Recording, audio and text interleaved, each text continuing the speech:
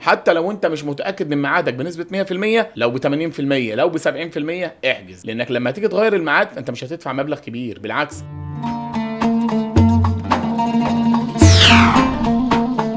حلقة جديدة من بودكاست اون تايم بعد الفطار مع استاذ ياسر. اهلا بيك. اهلا بيك يا استاذ جو. حلقة النهاردة هتتكلم عن لو انت بتفكر تسافر في العيد او في الصيف، هنقدر نساعدك ان احنا نوفر لك ازاي تسافر في وقت كويس وبأقل الاسعار. فده هياخدنا لاول سؤال: امتى احجز لو انا عايز اسافر في العيد او في الصيف؟ هنيجي نقول ان الحجز بالنسبه للمواسم او السيزون بتاع الضغط بتاع الطيران، زي الاعياد، عيد الاضحى او العيد الفطر او رمضان او اجازه الصيف، ده بيختلف من مكان للتاني. الاختلاف لو انا مثلا في دوله عربيه ونازل، فيفضل لو انا عارف ميعاد نزولي احجز بدري. طب انا مش عارف ميعاد نزولي، طيب فانا بضطر ان انا استنى لغايه لما ابقى عارف حرفيا ميعاد نزولي امتى، وببدا احجز باسرع ما يمكن، علشان كل ما بتاخر يوم كل ما السعر بيزيد. النهارده شركات الطيران بتفتح الطياره مثلا للحجز، الطياره دي بيبقى عليها ضغط من جميع انحاء العالم، لان مش شركه واحده اللي شغاله، وده زي نظام بورصه. كل ما زاد الطلب على الحجز في الطياره كل ما زاد السعر اكتر واكتر. ليه؟ لان الطياره عباره عن درجات، فبتفتح اول حاجه باقل سعر فيها اللي هو السعر الافتتاحي للحجز، بقى طبيعي بخش على المرحله الثانيه، والمرحله الثانيه دي بتبقى الاسعار الاعلى نسبيا، تخلص المرحله الثانيه وهكذا بنخش على المرحله الثالثه. فالنصيحه هنا فين؟ كل ما اكون انا عارف ميعاد نزولي ومتاكد منه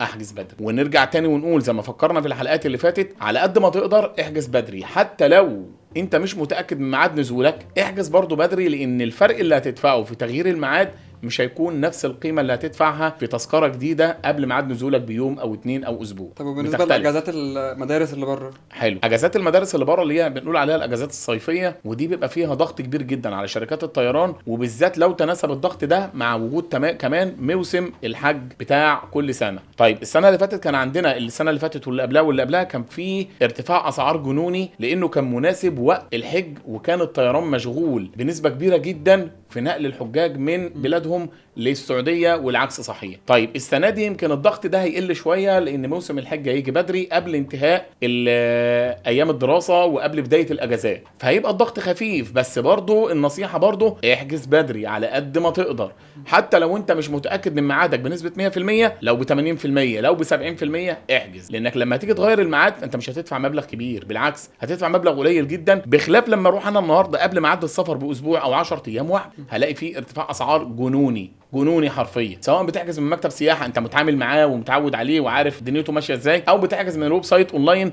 برضه نفس الموال. حاول تحجز بدري على قد ما تقدر. بما ان العيد خلاص قرب، كل سنة وحضرتك طيب، لسه في وقت ان انا اقدر احجز؟ طبعا. ازاي؟ وهتلاقي مع اون تايم اسعار عشان تيجي تقضي اجازتك، سواء عايز تقضي 15 يوم من رمضان او اسبوع او حتى يومين والعيد مع العيله، لا هتلاقي اسعار مختلفه تمام في متناول ايدك وعلى قد جيبك، ولا هتوفره هتجيب بيها هدايا وانت جاي. يلا بينا، انا هسافر في العيد. يلا بينا. طيب لو انا عايز اسافر اصلا في العيد والصيف، ازاي اقدر تمام. انظم حجوزاتي؟ طيب عايز تسافر دي لازم نقف عندها ونعرف انت عايز تسافر منين اللي فيه، لان بدايه التذكره بتختلف قوي في تحديد السعر. يعني لو هنقول النهارده هنسافر في العيد من مصر، فدي هتديني سعر معين. طيب لو انا هاجي من بره مصر لمصر، برضو دي سعر بيبقى مختلف اغلى تمام. ولا شيء أقل؟ طبيعي بالنسبه للشركات السياحه اللي شغاله في مجال التيكتس والهوتيلز هنا في مصر. التذكره اللي بدايتها من مصر فيها منافسه شرسه جدا، واسعارها متفاوته من شركه لشركه. طيب والفرق مش كبير. طيب التذكره اللي بدايتها من بره اللي هي بنقول عليها تذكره سوتو، لا احنا كاون تايم ملناش منافس فيها في مصر، حرفيا ملناش منافس فيها، حتى بره ملناش منافس فيها. هتحجز من عندي امان، تخفيض، سعر مخفض، هتوفر اكتر من اللي انت كنت هتوفره في اي حاله تانية. طيب لو احنا عاوزين نعرف ايه المدن او الفنادق اللي كان عليها اقبال السنين اللي فاتت في العيد او في الصيف تكون كويسه ونحجز فيها من بدري؟ طيب دي هترجع بقى مقسومه لقسمين اتنين. ناس كانت بتقضي العيد في الفنادق اللي موجوده في مصر، سواء في الساحل او في الغردقه او في شرم او في المدن اللي هي البسيطه زي مثلا راس البر وجمصه والاماكن دي.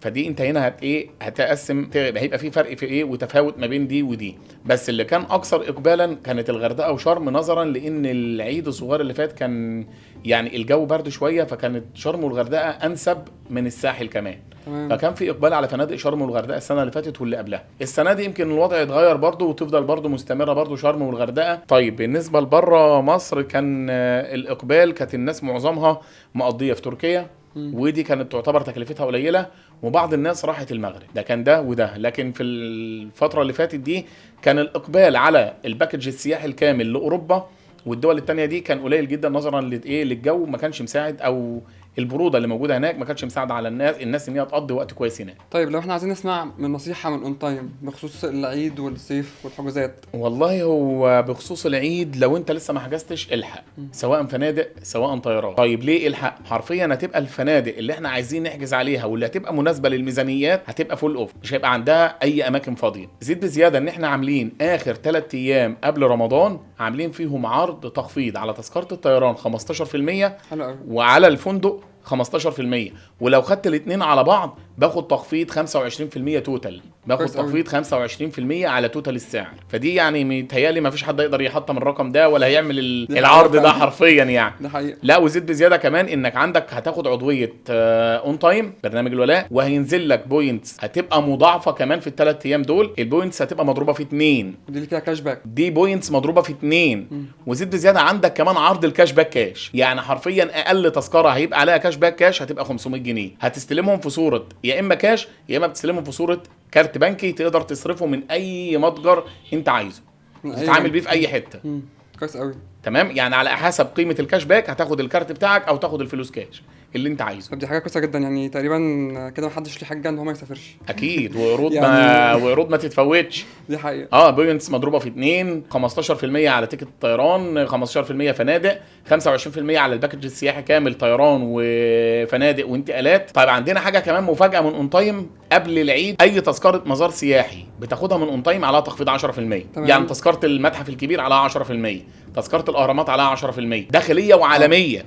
اي تذكره مزار سياحي على مستوى العالم من اون تايم عليها 10%، واي تذكره مدينه ترفيهيه على مستوى العالم عليها تخفيض 15%. يعني سلسله ديزني لاند في العالم في امريكا وفي اوروبا وفي كل حته عليها 15% من عندنا من ايه؟ من اون تايم. حلو قوي. فمعنى الكلام كده سريعا او معنى ملخص الحلقه ان احنا التخطيط البدري ده هيوفر راحه وهيوفر تكلفه وهيوفر طبعا. كل حاجه طبعا. فمحتاجين ان احنا نبدا بدري ونحجز بدري اكيد، ومع اون تايم اكيد عشان العروض دي ما تتفوتش حرفيا واحنا مستنيينكم بالظبط.